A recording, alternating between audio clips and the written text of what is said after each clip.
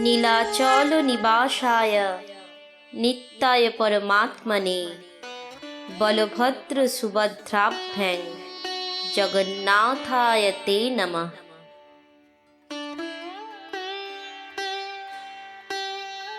এই জগতের সর্বময় প্রভু হলেন শ্রী জগন্নাথ দেব।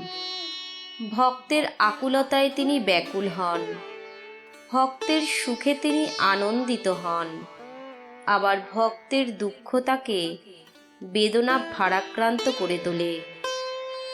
তাই তো তার থেমে থাকা যে রথের চাকা হাতি দ্বারা পর্যন্ত নড়ানো সম্ভব হয় না, আকুল ভক্তদের হৃদয়ের টানে তা আবার গতিমান হয়। নমস্কার সকলকে।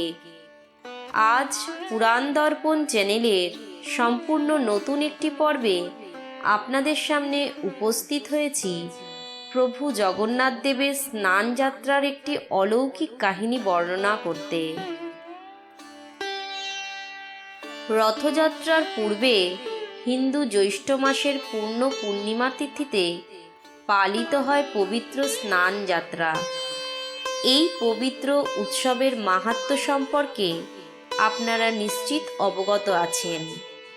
সেই স্নানযাত্রার পুণ্যতিথিতে সন্ধেবেলা প্রভু যে হস্তিবেশ বা গজবেশ ধারণ করেন তাও নিশ্চয়ই আপনারা জানেন। জগন্নাথ দেবের এই অনিন্দ্য সুন্দর হস্তিবেশ ধারণের নেপথ্য কাহিনীর বর্ণনা করব আজ।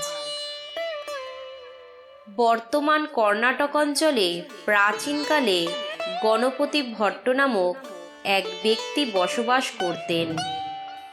তিনি ছিলেন সিদ্ধিদাতা গণেশের পরম ভক্ত। শয়নে স্বপনে জাগরণে পার্থিব অপার্থিব সমস্ত কিছুতেই তিনি বিঘ্নেশ্বরের দর্শন লাভ করতেন। এহেন গণেশ ভক্ত গণপতি ভট্টর একবার সাধ হল পুরীধামে শ্রী জগন্নাথ দেবের দর্শনে যাবেন। যথাবিহিত ব্যবস্থা হলো। জ্যৈষ্ঠ মাসের পূর্ণিমা তিথিতে প্রভু জগন্নাথের স্নানযাত্রার দিনে তিনি পুরীধামে এসে উপস্থিত হলেন। সমগ্র পুরীধাম তখন স্নানযাত্রার উৎসবে মাতোয়ারা। গণপতি ভট্ট প্রভুর মন্দিরে প্রবেশ করলেন, কিন্তু যে জগন্নাথ দেবের দর্শন মাত্র সকল ভক্তের হৃদয় আপ্লুত হয়ে ওঠে, তার দর্শন বিন্দুমাত্র আকুলতার সৃষ্টি করল না গণপতি ভট্টর মনে। কারণ পার্থিব অপার্থিব সমস্ত কিছুতেই যিনি গণেশজিকে খুঁজে পান, তিনি প্রভু জগন্নাথ দেবের মধ্যে তাকে দেখতে পেলেন না।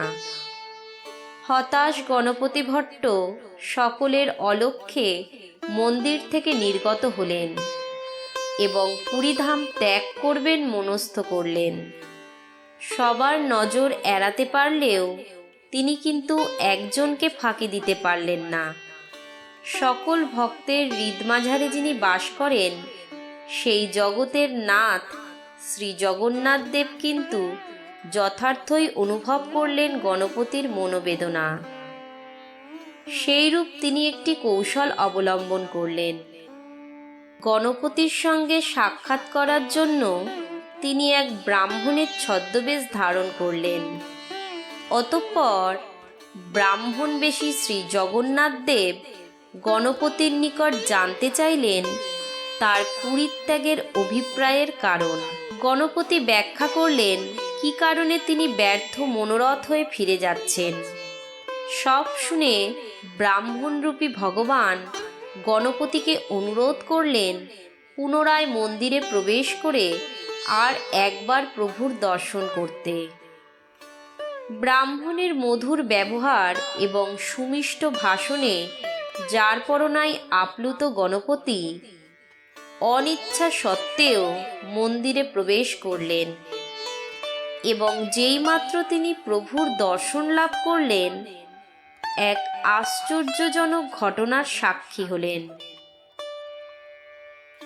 গণপতি এবং সেখানে উপস্থিত ভক্তগণ অবলোকন করলেন যে শ্রী জগন্নাথ দেব তার মুখমণ্ডল পরিবর্তন করে শ্রী গণেশজির অবয়ব ধারণ করেছেন। আপ্লুত গণপতির দুনয়ন থেকে নেমে এলো আনন্দাশ্রু। তিনি অনুধাবন করলেন যে শ্রী জগন্নাথই হলেন সেই সাক্ষাৎ পরমাত্মা, যিনি প্রতিনিয়ত সকল ভক্তের মনোবাঞ্ছনা পূরণ করে চলেছেন। তৎপরবর্তী সময়কাল থেকেই অদ্যাবধি স্নানযাত্রার দিন সন্ধেবেলা ভগবান শ্রী জগন্নাথ দেব এবং তার জ্যেষ্ঠ ভ্রাতা শ্রী বলরাম দেব হস্তি বা গজবেশ এবং তাদের ভগিনী সুভদ্রা কমল পুষ্পের ন্যায় বেশ ধারণ করেন।